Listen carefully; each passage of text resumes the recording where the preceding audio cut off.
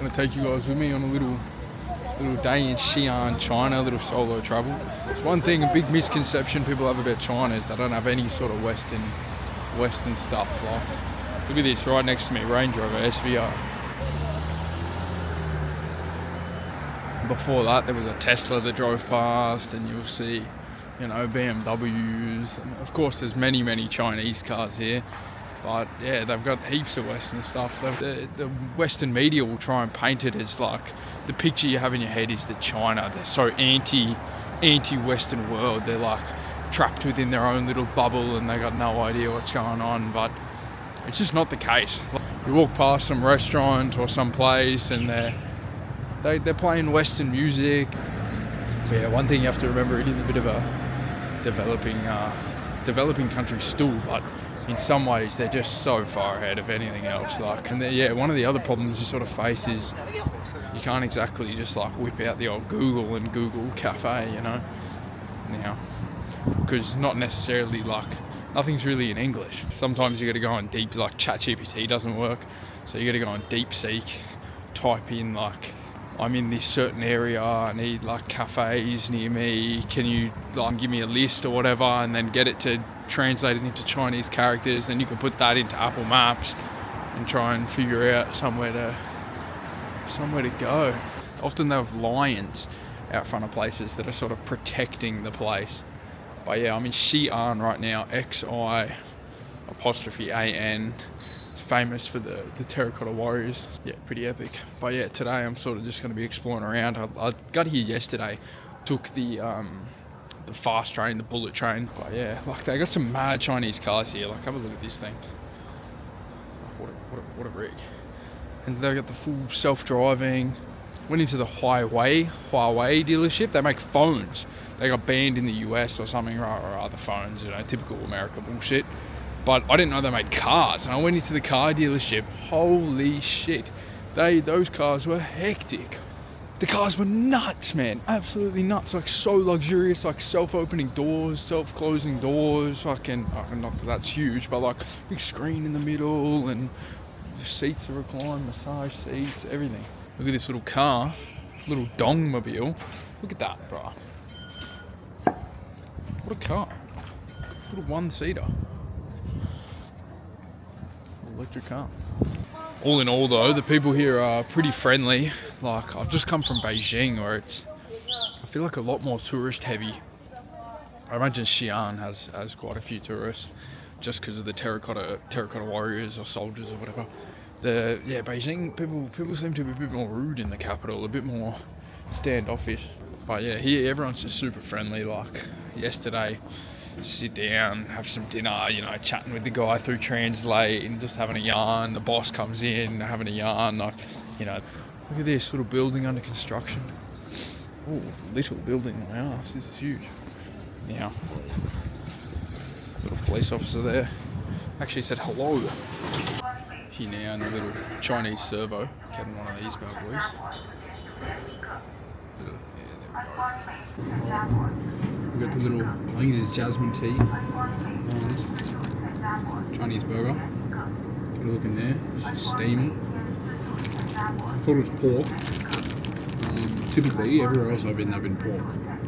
Guangzhou, Chongqing, Australia, Beijing, all pork. But this one's chicken. The one I had yesterday was also chicken. I don't know how to feel about the chicken. Sometimes you never know, is it chicken, is it pigeon? I don't mind either way.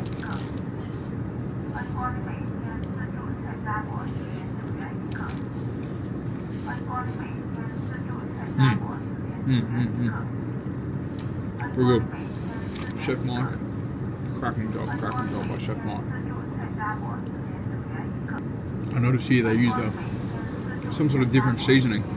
I don't even know what it is. Like, I think it might be like cumin mixed with a little bit of something else, a little bit of chili, a little bit of something. I don't know, but it's gas. This bad boy right here, the bevy and the thing was, I don't know, 950 yuan, which is like, yeah, $2 Australian, $1.34 USD. So not bad. A little on-the-go snack and a drink for $1.30, $2. Alright, I'm gonna smash this down, continue the trot. Many people think China just doesn't have anything from the Western world. But look at this. Volvo, Volkswagen, Audi, Mercedes, and then some Chinese cars. Another Audi. You'd think they wouldn't have American brands, hey, because you reckon, oh, China, they fucking hate America. Ford Focus. American car, Volkswagen. British car, Land Rover Defender. I bet you never thought you'd see this, cuz. The chrome hearts whip. Full carbon. The chrome hearts. Now, full chrome hearts, Land Rover Defender, cuz. Next level. A tech tick. Oh yeah, look at this. This is the public bike. Look at that. And that's just a couple of bikes. It's not even a lot of bikes, man. In Beijing, there was like 200 bicycles just all lined up. Get windy, they'd all fall over. Some guy would be there the next day picking them up. I think we're pulling up on the famous Xi'an bell tower. Get a look at that thing. Yeah, look at that. There's certainly a bit of a police presence in China. Here in Xi'an, it's not so bad. In Beijing, the police presence was crazy. They were cruising around, lights on all the time, big setups on the side of the road. I think this is a little shopping centre. When I say little, I mean fucking huge. Shopping centre I was going to go to. I love these. Number 3. So good. Righto, let's get this thing a crack. Sticky purple rice yogurt. It's pretty banging. See what it's all about.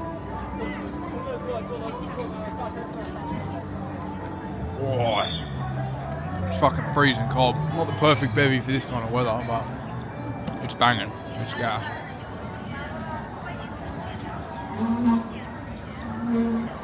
Here's what it says on the thing.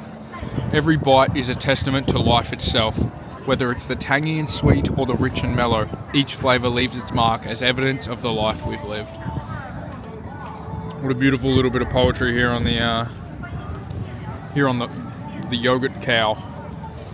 Just incredible. Who would have thought? Yogurt cow. Poets. Let's get in this fucking shopping centre before I freeze my tits off.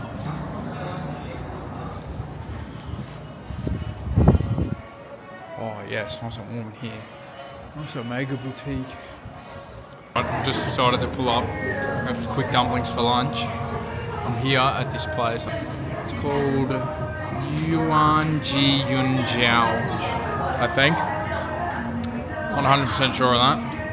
But the food looks banging. Wonton, pork and corn wonton in red chili sauce. Yeah, dry powder chili sauce, I think it translated to on the menu. Something like that. It looks fucking hot. Smells hectic.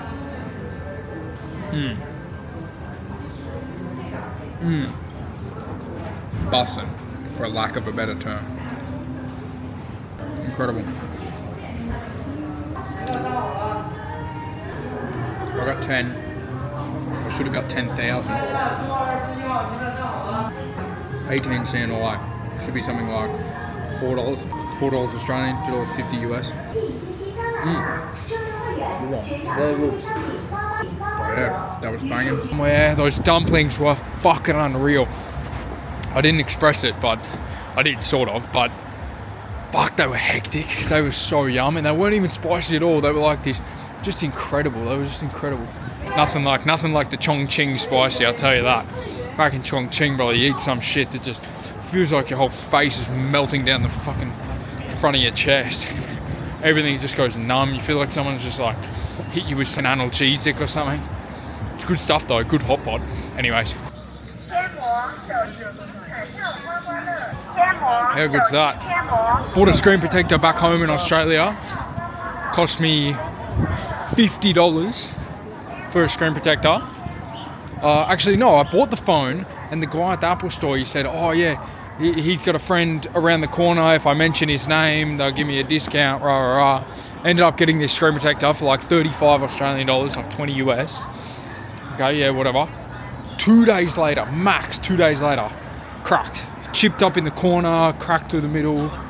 Then I go to this other screen protector place back home in Oz. They do a good job. They fit it for free, everything. I get that screen protector. And then literally that afternoon that I bought the screen protector, it chipped and had a crack through the little corner of it chipped. little cracked in the middle. What the fuck? I paid 50 Australian dollars for that, so 35 US, something, give or take. Outrageous, bro, outrageous. And then that, my boy just there, 55 yuan, so like $12 Australian, call it $8 US, something like that. Fitted it right then and there. He cleaned it up, as you can see, like he made sure there was no dust, no nothing. But let's see, it's privacy screen too and everything. Fits in the corners just perfect. The privacy is better than the last one. How good, how good. I should have just flown to China. Got my screen protector done. Bullshit, spend fucking $80 on screen protectors back home. 50 US, crazy, crazy.